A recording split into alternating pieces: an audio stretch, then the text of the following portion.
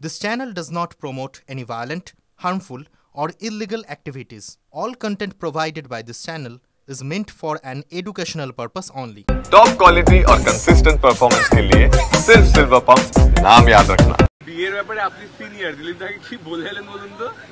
না দেখুন, দিলীপ দা আমাদের সকলের শ্রদ্ধেয় এবং সিনিয়র। স্বাভাবিকভাবে এই বিষয়ে আমার কথা বলা সাজে না। উনি আমাদের শ্রদ্ধেয়। ওনার মাকে আমরা প্রণাম করে শুভকামনা জানালাম। ওনার মা খুব খুশি।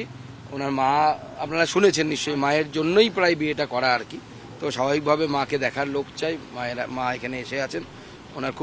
উনিও খুব চিন্তায় ছিলেন যে আমার নারুকে কে দেখবে। বর্তমান প্রাক্তনকে কি উপহার দিলেন?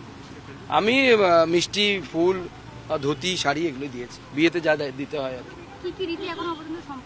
এগুলো আমি বলতে পারবো। শুধুমাত্র আইনি মতেই বিয়েটা হবে আজকে, তাই? আইনি মতে এবং বৈদিক মতে দুটোই। রাজনৈতিক মহলে একটা জল্পনা উঠছে, তবে কি তাহলে সাংসারিক জীবনে চলে যাবেন, রাজনীতি থেকে অবসর নেবেন? দেখুন, সেটা তো দিলীপ দার ব্যক্তিগত সিদ্ধান্তের উপর নির্ভর করবে।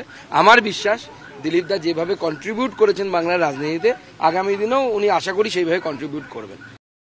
আমরা সবাই এসেছিলাম, সবাই পার্টির যারা বড়, সুনীল বনসাল থেকে শুরু করে, মঙ্গল পান্ডেজি থেকে শুরু করে, অমিতাভ চক্রবর্তী, সতীশ ধন, অমিত মালব্য আসতেন, উনি রাস্তায় দেরি হয়ে গেছে, উনি পৌঁছতে পারেননি। এরকম যত আমরা নেতৃত্ব, আমি, জ্যোতির্ময় সিং মাহাতো, লকেট চ্যাটার্জি, সবাই আমরা যারা নেতৃত্ব, আমরা এসে সবার নামই বললাম, কেউ মিস করিনি আশা করি। আমরা শুভকামনা দিতে গেছিলাম, শুভকামনা হয়ে গেছে। বিয়েতে আমাদের থাকা সম্ভব হয় না। আমি নিজে বালুঘাট চলে যাচ্ছি আজকে, গোটা দিন বৈঠকের পর আমার নিজের এলাকায় যাওয়ার বিষয় আছে। তো যারা থাকবে তারা এক দুজন খুবই ক্লোজ যারা, তারাই আসবেন। সঙ্গে দু টাইপের প্রচারক আসে, একদল নেতা হয়ে আসে, একদল সংগঠন মন্ত্রী হয়ে আসে।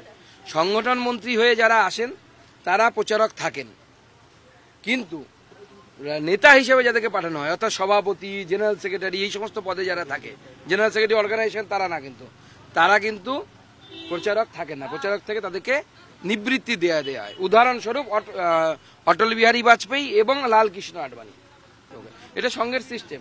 সংঘের বহু প্রচারক আছেন যারা প্রচারক থেকেছেন, তারপরে তারা সাংসারিক জীবনে প্রবেশ করেছেন।